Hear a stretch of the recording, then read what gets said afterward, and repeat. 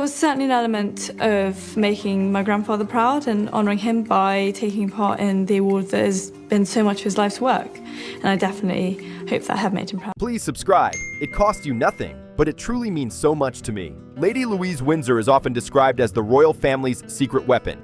And that label is not random. She is the quiet granddaughter of Queen Elizabeth II, raised without the spotlight that usually follows royal blood. No flashy headlines, no dramatic interviews, no constant media storm. Instead, she worked a summer job at a garden center, stacking plants and helping customers like any other young woman her age. She is now studying English literature at a Scottish university, blending in with classmates who see her as simply Louise. But let's be clear, she is not just any 22-year-old. From the moment she was born, she was legally a princess. And with King Charles reshaping the monarchy, royal insiders are no longer asking if she will step forward. They're asking when. Her story is layered with quiet power. It involves an HRH title she has never used, a bold decision made at her parents' wedding, a careful promise from her mother, a century-old legal rule from 1917, and a modern king who urgently needs younger royals to carry more weight. This is not just about a title. It's about timing, strategy, and survival for the monarchy itself. By the end of this story, one thing becomes clear. Lady Louise's next move could shift the balance inside the royal family in ways few people expect. To understand why her title is so unusual, we have to rewind more than 100 years, back to 1917, during the chaos of World War I. Europe's royal houses were collapsing fast. Crowns were falling. Thrones were shaking. King George V watched as his cousin, the Russian Tsar, was overthrown. The German Kaiser was fighting to hold on to power. Monarchies were no longer untouchable. They were vulnerable. In that tense climate, George V made a calculated decision that still shapes royal titles today. He issued what are called letters patent, official royal rules that carry the force of law. These rules limited who could be called His or Her Royal Highness and who could hold the title of prince or princess. The idea was simple: shrink the monarchy, protect its image, and avoid looking out of touch during unstable times. Under this decree, the monarch's children automatically received royal titles. The grandchildren of the monarch also qualified, but only through the male line. That meant if you were the son or daughter of a king's son, you were a prince or princess. But if you were born to a king's daughter, you were not. It was a rule that clearly favored men, and it has sparked debate for decades, yet it still stands unchanged. Lady Louise fits perfectly into that 1917 framework. She was born on November 8, 2003. Her father is Prince Edward,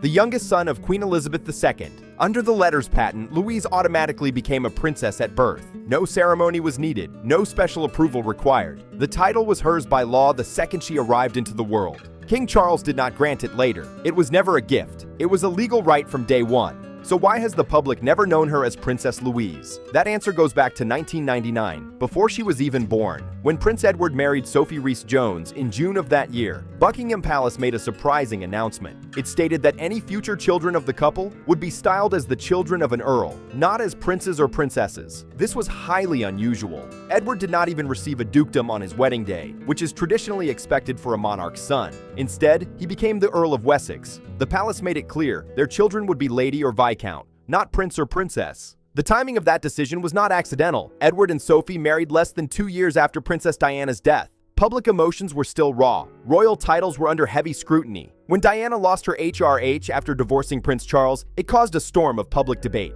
Titles had become sensitive, even explosive. So Edward and Sophie took what many saw as the safer, more modern path. They stepped back before they even had to. It looked humble. It looked forward-thinking. It looked smart. But here's the part many people miss, and it changes everything. A palace announcement is not the same as issuing new letters patent. The 1917 rule was never legally altered. Louise's right to be called princess was never removed. It simply was not used. That's a huge difference. The title sits there quietly, untouched, waiting. And that is why in a 2020 interview with the Sunday Times, her mother Sophie, now the Duchess of Edinburgh, made a statement that raised eyebrows across royal circles. She explained that the decision had always been about giving their children choice. The door was never locked, it was simply closed for now. And when a royal title is legally yours from birth but deliberately unused, that's not an accident. That's strategy. Sophie made it clear in that interview. Both Louise and her younger brother James do have their HRH titles. They were never stripped away, never canceled, never erased. The family simply chose not to use them. That's a big difference. She even said that once Louise turned 18, the decision would be hers alone. No pressure, no forcing, just choice. Louise reached that milestone in November 2021, and nothing changed. No grand announcement, no sudden switch to Princess Louise. She stayed exactly as she was. But here's the twist. The option is still sitting there, untouched, waiting.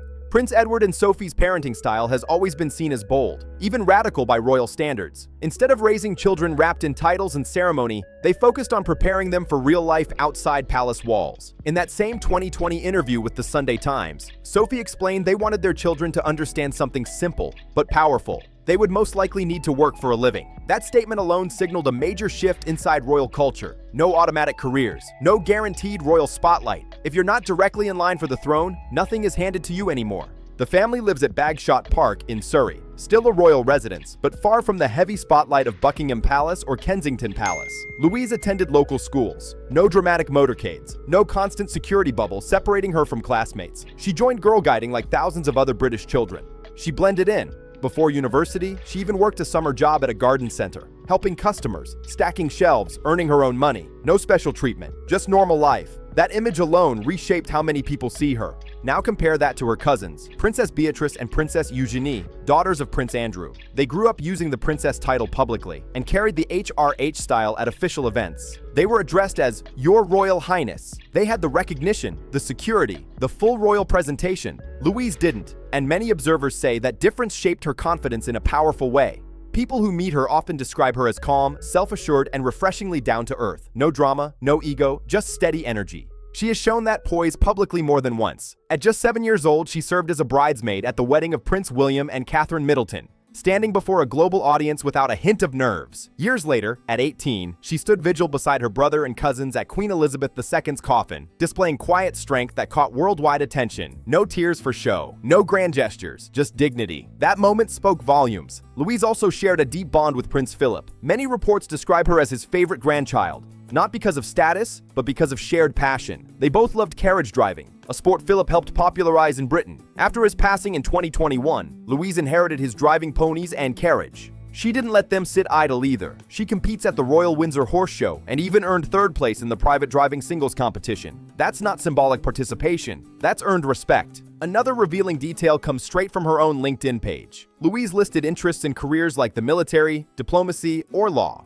Notice what's missing? No mention of royal duties, no focus on charity patronages, no hint of expecting a life funded by titles. She talks about training, qualifications, real work. That mindset tells you everything about how she sees her future. And this is where things get complicated for King Charles. When he became monarch in September 2022, he had a clear vision, a slimmed-down monarchy, fewer working royals, lower costs, a tighter, more efficient system. On paper, it sounded modern and smart, but reality has pushed back hard. Right now, the core working royals include King Charles, Queen Camilla, the Prince and Princess of Wales, the Duke and Duchess of Edinburgh, Princess Anne, and technically the Duke and Duchess of Gloucester and the Duke of Kent, both well into their 80s. Prince Andrew stepped away from royal duties. Prince Harry and Meghan Markle also stepped back completely. The Wales children, George, Charlotte, and Louis, are still in school. They are not stepping into public roles anytime soon. That leaves a very thin bench. Add to that the health struggles. King Charles has been undergoing cancer treatment. The Princess of Wales has also faced serious health challenges. Princess Anne is 75. The older generation cannot keep carrying this pace forever. Royal experts are watching closely because the numbers do not lie. There are only a handful of working royals under 70 right now. That's not much for an institution responsible for thousands of engagements every single year. And sitting quietly in the middle of this conversation is Lady Louise. Educated, composed, legally a princess, and completely unclaimed. The question is no longer about whether she can step forward. It's about whether the monarchy might one day need her to. Right now, the core younger working group is small. William, Catherine, Edward, and Sophie. That's it. And for an institution that runs thousands of engagements, charities, and public duties every single year, that number is tight. It's not just about ribbon cuttings. It's about keeping long-standing patronages alive. Many organizations once supported by Queen Elizabeth II and Prince Philip are still waiting for steady royal representation. Some groups that proudly carried royal backing for decades are slowly losing that connection. That gap is real, and this is where Lady Louise suddenly becomes impossible to ignore. She is not chasing headlines. She is not pushing for attention. But the situation around her is shifting fast. Royal commentator Richard Fitzwilliams described Louise as stylish and conscientious, pointing out that she could play a valuable role in Prince William's future reign. He believes that when William becomes king, he will need reliable support if the monarchy wants to maintain its charitable work at a serious level. That's not speculation, that's practical reality. Other royal observers even call the Edinburgh family the monarchy's secret weapon. Why? Because they are steady, scandal-free, hardworking, and loyal. No chaos, no distractions, just duty. The institution clearly needs fresh energy. The bigger question is whether Louise will choose to step forward. She was raised to value independence. She has been encouraged to build her own path. And right now, she is training with the military, focusing on her own future rather than palace expectations. If she ever decides to formally step into royal duty, the HRH title has been waiting for her since birth. It's legally hers, unused but ready. But here's the twist. While people debate her title, Louise may already be building something far more powerful than a style change. In 2024, she joined the University Officers Training Corps at the University of St. Andrews. This is not a photo op position. It is a real Army Reserve unit for students. It involves genuine military training, weapons handling, tactical exercises, leadership drills, and field navigation under pressure. This is structured, disciplined preparation. She holds the rank of officer cadet. That is earned, not symbolic. In November 2025, she was seen marching in full camouflage during the St. Andrews Remembrance Parade, a solemn event where military units marched through town to lay wreaths at the war memorial. Witnesses said she stayed focused the entire time. No waving, no playing to cameras, no breaking rank, just discipline. That image alone changed how many people see her. She wasn't there as a royal figurehead. She was there as a cadet. Sources close to the family say she genuinely enjoys the training. She's not doing it for headlines. She's doing it because she wants to serve. And if she continues on this path after graduating in the summer of 2026, history could quietly be made. If she joins the army professionally, she would become the first female member of the British royal family to enter military service since 1945. That year, Princess Elizabeth, her grandmother, later Queen Elizabeth II, trained during World War II. She learned to drive and maintain military vehicles. She wore uniform. She served with pride. It was something she spoke about for the rest of her life. Louise following that path would not just be symbolic, it would reconnect the monarchy to a powerful legacy of service. There are even reports that she could attend the Royal Military Academy Sandhurst, the same place where Princes William and Harry trained as officers. Sandhurst is intense. It is not handed out because of a title. If Louise walks through those gates, she would do so under the same expectations as every other cadet. That matters. And here's why this changes the whole title conversation. A Princess Louise who attends charity events and cuts ribbons is one version of the story. But a Princess Louise who has earned rank through military training, completed demanding exercises, and proven discipline under pressure, that's different. That kind of credibility cannot be inherited. It has to be built. In nearly a century, the monarchy has not seen a young royal woman take that road. That makes her position unique. And meanwhile, at St. Andrews, she keeps her head down. She studies English literature, having started in September 2022. Unlike the intense media circus that followed William and Catherine during their university years, Louise has experienced something rare for a royal: privacy. Now in her 4th year, she blends in. No constant paparazzi, no dramatic headlines. She studies, trains, and moves quietly.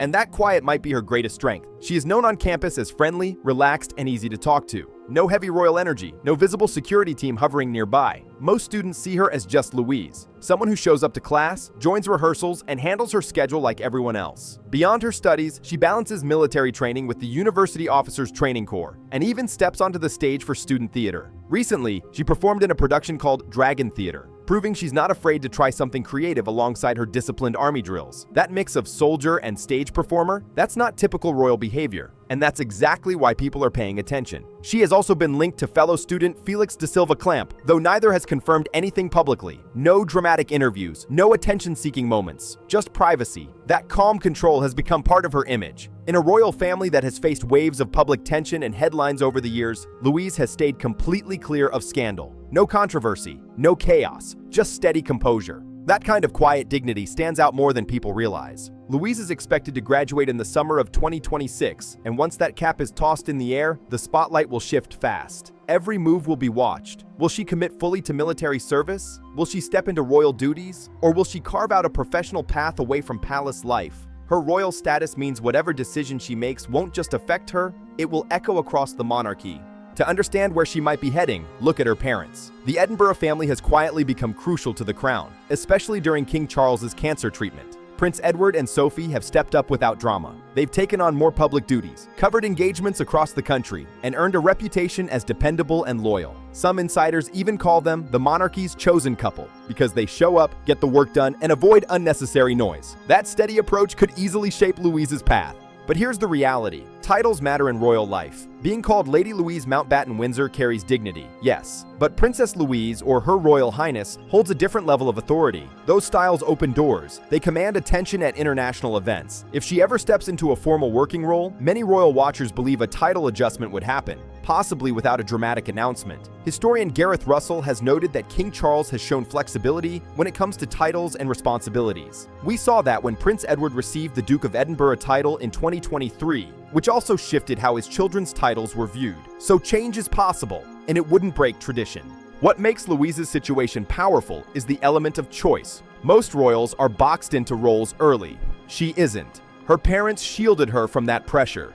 They allowed her to work at a garden center. They encouraged her military training. They gave her space to grow without the weight of HRH stamped on every step. That protection created something rare, credibility built on experience rather than inheritance. Now she stands at a crossroads. She can remain Lady Louise and build a fully independent career, showing the world a leaner, modern monarchy where not every royal needs a headline. Or she can formally embrace her princess title and commit to structured royal duties, strengthening the institution at a time when it needs steady hands. Both paths send a message. Both carry weight. There's also the middle ground. Graduate from St. Andrews, possibly attend Sandhurst, establish a military career, then gradually take on selected royal responsibilities that match her skills and discipline. No rush, no drama, just evolution. If her title changes, it may happen quietly, the same way she has handled everything else in her life. No matter what style she eventually uses, Louise has already earned something more valuable than a crown label: respect. In a royal family that occasionally battles tough headlines, that credibility is gold. She represents calm in a world that often feels loud. And that might be the real secret weapon. So what do you think? Should she claim the princess title and step fully into royal duty, or continue building her own independent path?